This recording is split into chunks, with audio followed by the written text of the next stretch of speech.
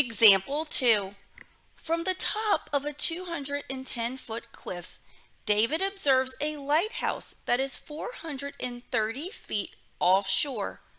Find the angle of depression from the top of the cliff to the base of the lighthouse and round to the nearest degree as needed. All right, unfortunately, we are not given a sketch of the situation here, so we're going to have to draw one ourselves. So let's try to do that.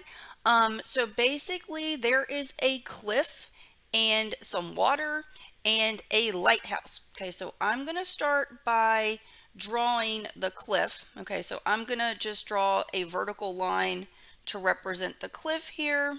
Okay, so here we go. This is going to be my cliff, and I'll do this, like I'll put a little horizontal here. So not a fancy cliff at all, but I'll go ahead and label this is the cliff. And we know that David is on top of it. Okay, so like right here, here's David. Okay, we are told that the cliff is 210 feet tall. Okay, so this is going to measure 210 feet. Okay, and then we know from the top of this cliff, David is observing a lighthouse that's 430 feet offshore. Okay, so basically we have some water involved. So I'll put the water in blue here. So here's some water. Oops, I put green. Let's do this again. Okay, so blue water would help here. So let's do blue water. Here's the water. Okay, so way out here in the water, there is this lighthouse. Okay, so I'll put the lighthouse in green. Okay, so here's the lighthouse. I cannot draw, so don't make fun of me. Okay, that looks like a tree, not a lighthouse. All right, here's the lighthouse. Okay, so lighthouse. All right, so this is the water, and we're told that the lighthouse is 430 feet offshore. Okay, so what that means is that this distance right here, okay, is 430 feet. Okay, all right, so that's the situation. It says what we need to find, the angle of depression from the top of the cliff to the base of the lighthouse. Okay, so the angle of depression from the top of the cliff to the base of the lighthouse. All right, so we need to draw an angle, okay, of what's going on here. So don't worry about David. You don't have to take into account like how tall he is or whatnot. We're just going to treat him as like a speck at the top of the cliff. Okay, so right here at the top of the cliff, this point, I'm going to draw down to the base of the lighthouse. Okay, so it's going to look like this.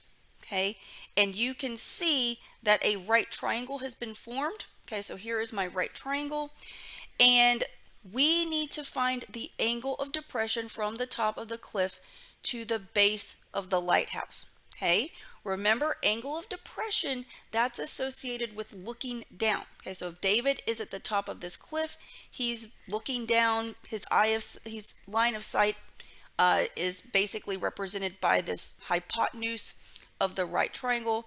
He's looking down at the base of the lighthouse. All right, so you may automatically think that this angle right here is the angle of depression. You need to be very careful when you're working with angles of depression. Okay, I'm going to go back. I believe it was on page 3 where we had the definition of angles of depression, okay, and elevation as well. So let's go back through this.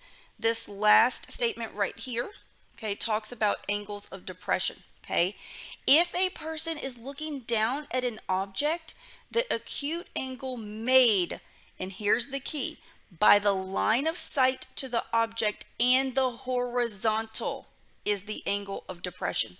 Okay, so when you read this again, the angle of depression is made by the line of sight to the object and the horizontal. Okay, this is key right here, and the horizontal.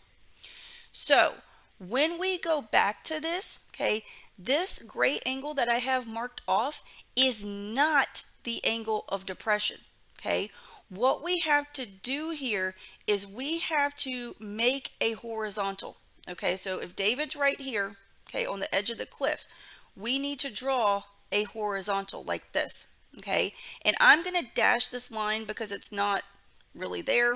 Okay, so this is going to be the horizontal, and I'll even mark it like this. I'll say, hey, this is the horizontal.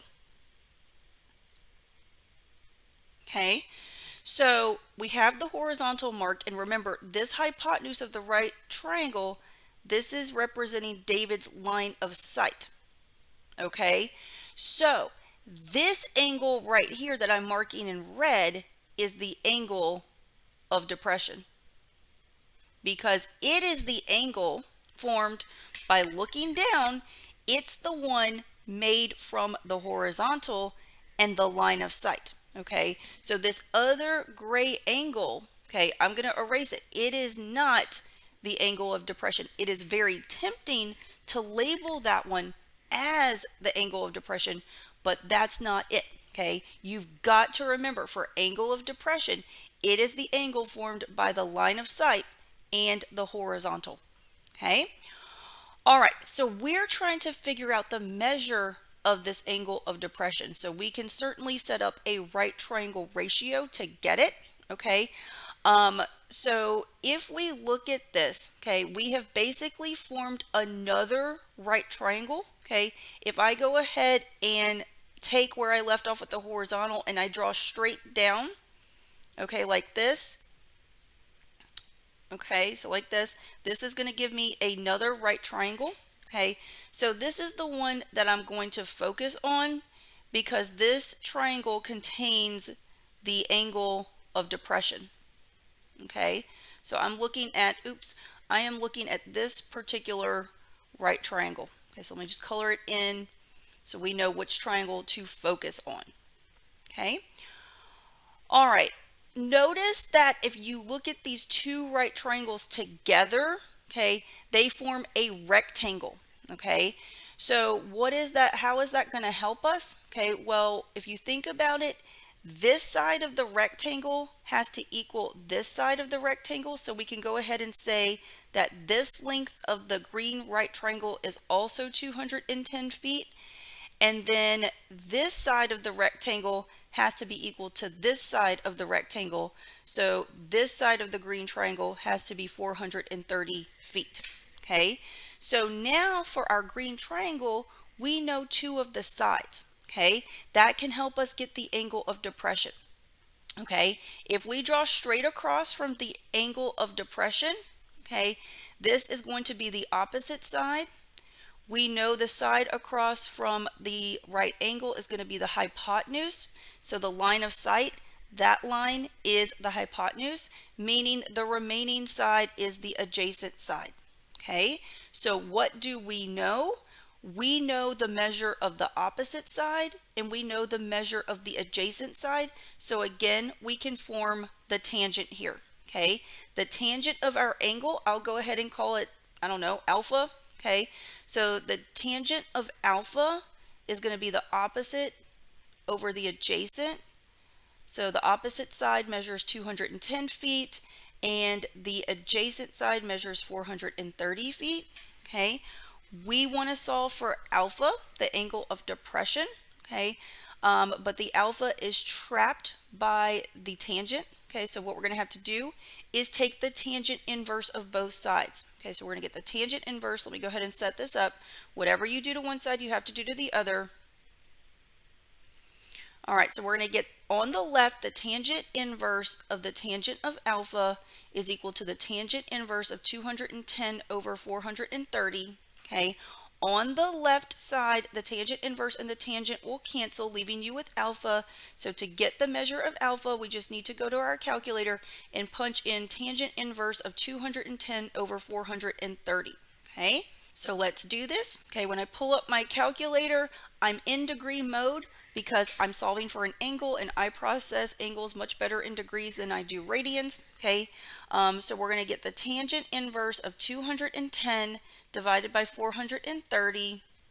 Okay, and here we go. I'll go ahead and write out this decimal expansion.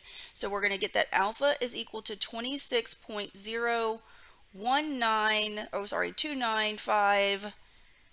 Let me fix this. 2959219. Okay, and then we are told that we need to round to the nearest degree. Okay, that's what was provided in the instructions here. So if we round to the nearest whole degree, we can see that this is going to round to 26 degrees. Okay, so that is an approximation for our angle of depression. Okay, and we are done. Okay, but again, from this example, please, please, please remember that the angle of depression is formed from the line of sight and the horizontal.